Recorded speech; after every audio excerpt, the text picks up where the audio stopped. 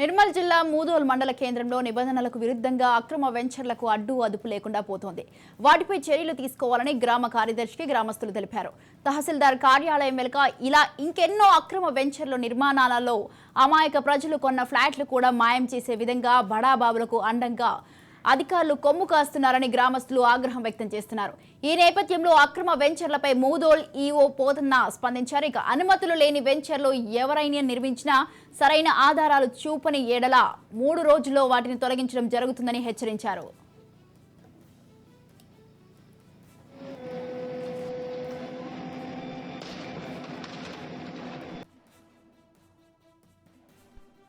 వెలిసిన చాలా వెంచర్లు అనుమతులు లేకుండా ఉన్నాయి.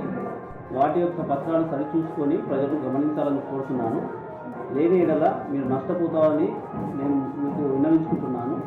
వెంచర్ యజమానులు కూడా నేను చెప్పేది ఏంటంటే, మీరు ఒకవేళ మీ దగ్గర వెంచర్లకు అనుమతులు ఉన్న పత్రాలు మీ దగ్గర ఉంటే మా గ్రామ పంచాయతీకి సమర్పించాలని కోరుతున్నాను.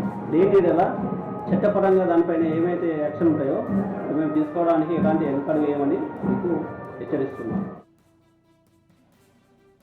ముదోల్లో వెలిసిన చాలా వెంచర్లు అనుమతులు లేకుండా ఉన్నాయి.